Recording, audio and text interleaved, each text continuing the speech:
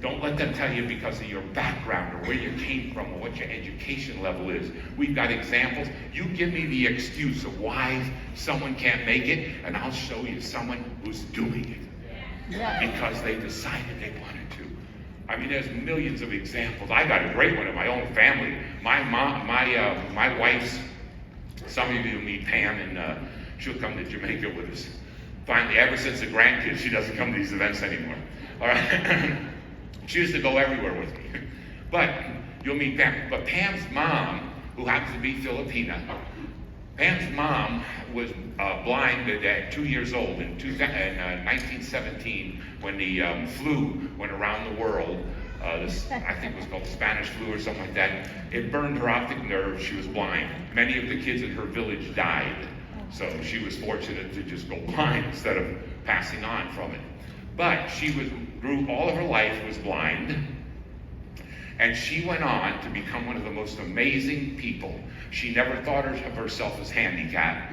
She went on to go to school eventually. She went on to go to college. She went on to become a teacher in Napa, California, of sighted children. She was the first blind school teacher in California to teach sighted children.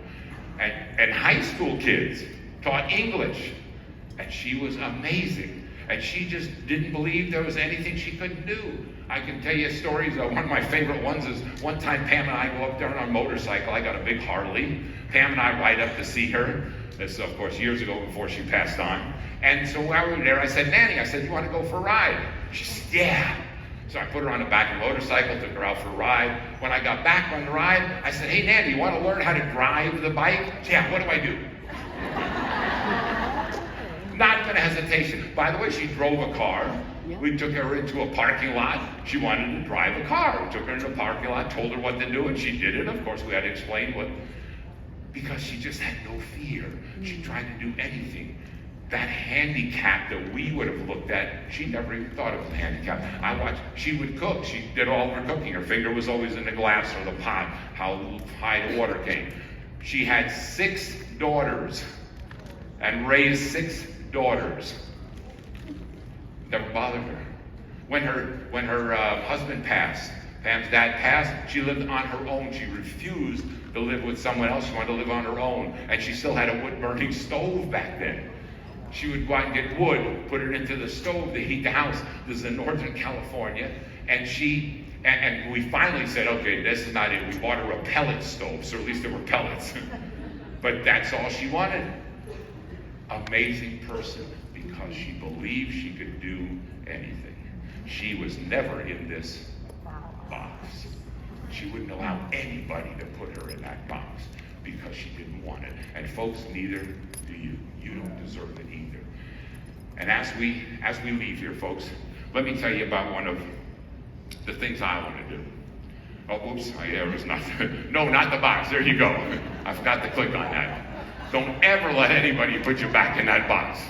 Got the idea? Okay. But as we leave here, let me tell you one of my goals.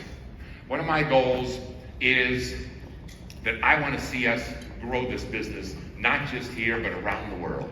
The day is going to come. As you know, I've had a lot of experience around the world in various places, from working in South America and Asia and Europe, and we're going to build this thing around the world. There'll be singular companies in Europe and Asia and South America and Africa. And someday, my dream is that I want to have a big Xyngfest, one for the entire world. Would that be cool? Where would you like to have the one Xyngfest in the world? Where? Paris. Rome. There you go. Where? Toronto? Cincinnati? No, come on. Paris. Where? Paris. Dublin. Where do you want to go? Spain. Oh, Spain would be nice, right? Hey, listen, how about this? All of those places are gorgeous, and I love them. I'd love to go to them. But here's one of my goals, and we'll go to all of those places eventually for Xyngfest. My goal is this. How many of you ever been to Honolulu, Hawaii? Now here's why I'm asking this. Why I love Hawaii and the idea of Hawaii. Because if you've been to Hawaii, Honolulu Airport, you know that when you land, the plane pulls up to a terminal away from the main terminal, and to get to the terminal, you walk down these open air walkways. You understand? They're walkways to get into the main terminal from various airplanes. Okay, so now picture this.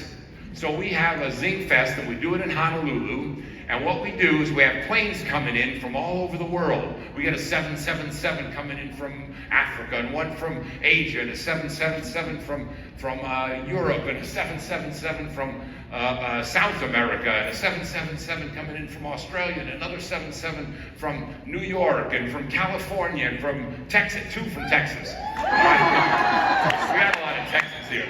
Another one coming in from Toronto. So we get all these 777s landing in Honolulu, and then they pull up, but they don't pull up to the gate, okay? They pull up on the tarmac where you're looking down on them, because the airport's going to be lined with people watching these 777s land.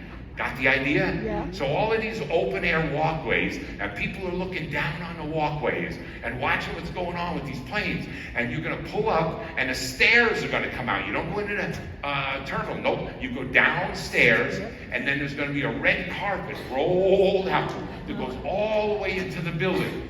And along this red carpet, all the way, there's somebody standing there, a person dressed with a torch and a flame. And next to that person, there's a person with one of those, big kettle drums. Yes. And they're going boom, boom, boom. And then another torch and another drum going, help me. Boom, boom, boom. And another torch and another drum going boom, boom. And then you're going to come off of this plane, you're going to walk down these steps, and you're going to be headed into the building on this red carpet.